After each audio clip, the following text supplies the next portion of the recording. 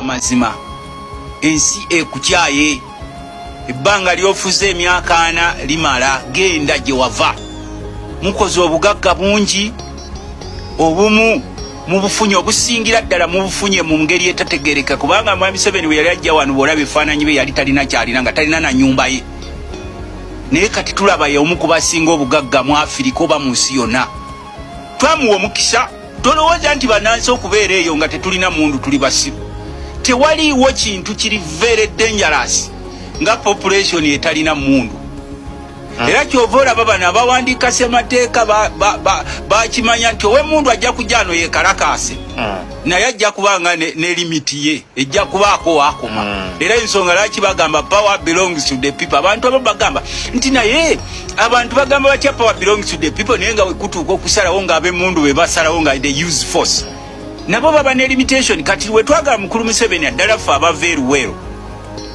twali tulabanga era puliyambo ya parliament ya constitution bwegamba oba okubikirwako constitution egamba nti constitution eno eteereddwawo n'emitendera egirina okugobererwa nga tusoma ku byafaayo bireme okuddawo eri ffe n'abaana baffe n'abazzukulu baffe kati bano bwe baafuna obukulembeze balowooza batuuse mu bwakatonda obutalinaako komo era bw'obalaba enneeyisa yaabwe mu bantu they are not human buli kye balaba mu ggwanga balowooza kirina kuba kyabwe oba kyakabondo kaabwe omuntu n'akumuleetinga werese erittu abnormal in addition obugagga obutamanyikiddwako n'obabuuza mwe lwaki mmwe mwekka muli obulungi katugenda mu Sekukulu naye tubuuza Museveni lwaki gwe Museveni ne banno mmwe mwekka muli obulungi ffenna tukaaba ffe ezaali badde questions ne balowooza nti batuuse mu Bwakabaka omanyi waliwo Katonda yakola ensi naye Katonda yakola ensi Uganda ate Abaganda bakola ekibuga kye bayita Kampala. It is an umbrella of dealers in politics who are yearning for money from Museveni. Naye uli abantu abalimu. Anti bulikiza Mathias Mpuuga. Yani oyo. Former leader of opposition. Manti former leader ya Vawa. Parliament, aba Masaka. Abadde Minister Mengo. Yaliko ne Mugo Forward. N'ebirala. Oyina Samuel Walter Lubega Mukago. Yani oyo. Yavuganyako ku bukulembeze bw'eggwanga mu 2011. Yawezayo n'obululu 5 ye. Genda maaso. Aba mu DP block. Okay. Tetukyagiyita DP block, tugiyita DP broker. Ejjuddemu bannabyafuzi ba broker ebyobufuzi ba broker. Genda maaso. Omanyi bwe munaayagala transition. Ulija nga munaayagala transition. We have to be truth. Nothing but we said the truth. So okay, let us say the truth. Mukaku mumaze. Oyina honorable Michael Mabike. Yani oyo. Yali mbaka wa parliament ng'akiikira abantu be Machinje. Yaliko mu DP. Yatandika ekibiina ky'ebyobufuzi. Oyo waali. Oyina honorable Abed Bwanika. Mubaka wa parliament ava Masaka. Mu Kafulu mu byobulimi. Olina omubaka Kakande akiikirira Masaka n'abalala. Bano si bantu batono honorable. Si bantu bakuzanya. Kakati nkugamba. Si bantu boyisaamu amaaso. Abo tebalina makulu. Era mu mupiira tubayita ba underdog.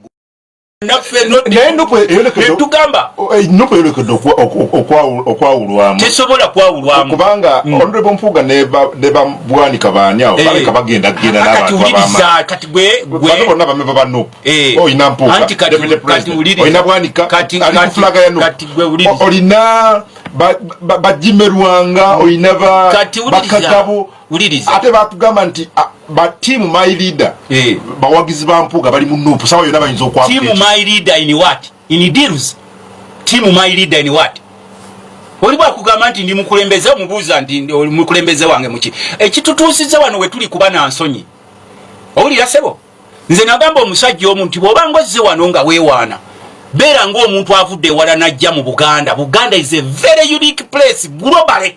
Tewali kifo kyosanga kifaanana Buganda. Nze mbeera mu America, mbeera Switzerland, mbeera wano entambula. Naye buli wentuuka wano nentuuka mu Buganda manya nti amini Buganda.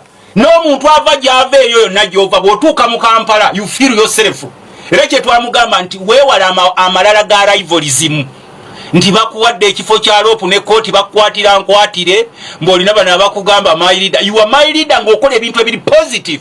kati tulina ebintu ffe ebitugatta mu opposition.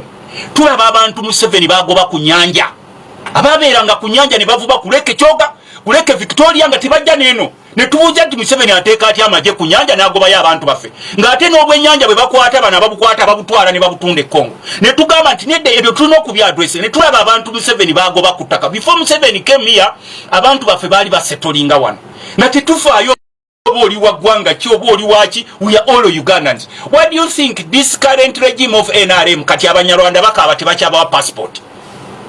Nze nkweko ku bbalwa esukka mu 20 Abanyarwanda ze bakampandiike waliwo n'omu ennaku ezo wewaffe Nakaseke yajja n'agamba nti Kasajja gwe nali sikukkiririzaamu nga mpagira Museveni nga musajja Munyanda n'agamba nti naye alwadde ali bubi nnyo asabye passport bagimumye okugenda ebweru w'eggwanga ne muga Lukia n'ate tulaba abasinga ebifo mu gavumenti abakulu bonna tulaba boogera Lunyarwanda nkugambye abamu ku bantu abasinga okubonaabona mu nsi yaabwe Banyoro babagoba eyo yonna gye batadde amafuta.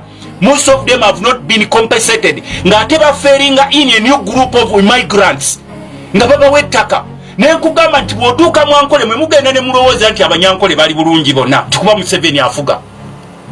Nze nalina ekirowoozo nga ndaba abasajja abeeyagalira wano bazimba amayumba agalinga ag'amakalina nga naye mu nyumba basomba ne ndowooza nti oba osanga abantu beeyo bonna Museveni gy'ava bali bulungi. I testify myself, I went to Western Uganda ate nga gyendaga yonna bammanyi ne mbuuza ti bw'otuuka wano neeno nga bali bubi nnyo balinga bakugamba Abanyankole ti abo balina akakundi kaabwe era bo kakundi